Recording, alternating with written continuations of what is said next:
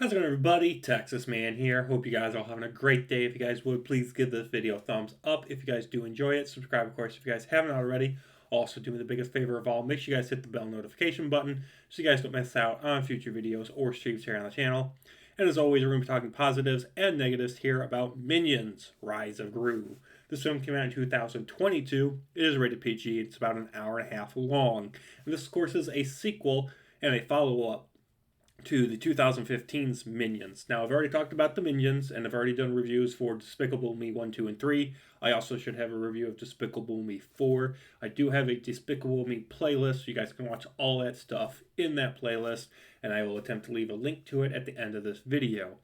The film, of course, follows up, and it takes place in the 1970s to, like I said, the original Minions movie from 2015, where a 12-year-old Gru is aided by Minions together for the first time in their first adventure, Gru trying to prove himself as a supervillain.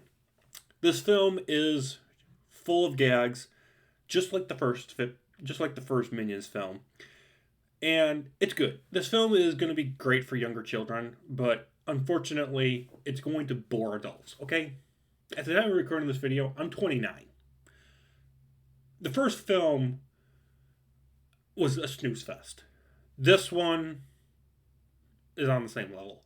It's not on the same level as boring because I think the humor is okay. It's never over the top compared to the first one where that's like what it was focusing on.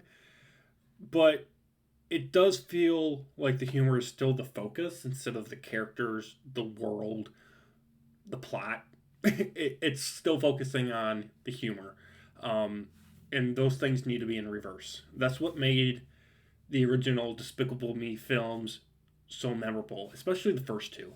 Is that while that had humor, the humor was to service the plot and the characters and the world building. It wasn't the focus. So, unfortunately, the plot, such as it may be in this film, is just not sophisticated at all. This movie is just instantly forgettable. I remember the first Minions movie.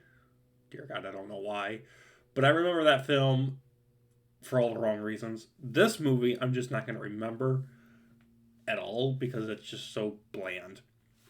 It's not like, it's hard to say this, but it's not as bad or boring as the first.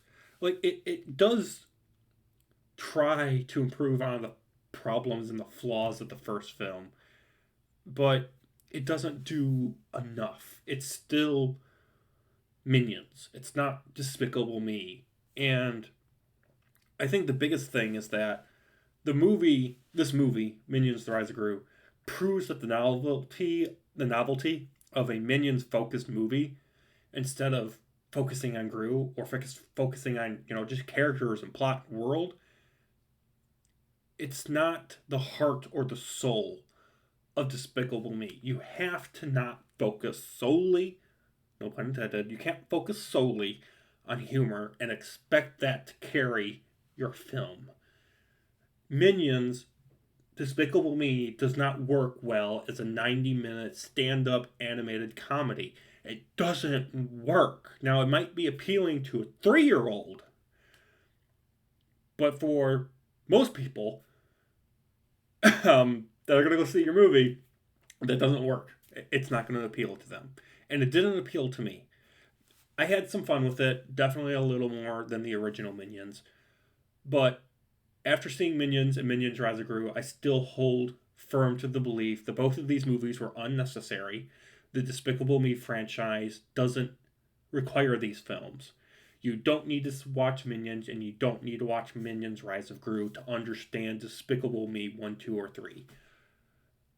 And probably any other Despicable Me movies that are released. So, with that, I have to give this movie a 3 out of 10. Thank you guys for watching. Have a great day, and I will see you guys on the next video. Bye, guys.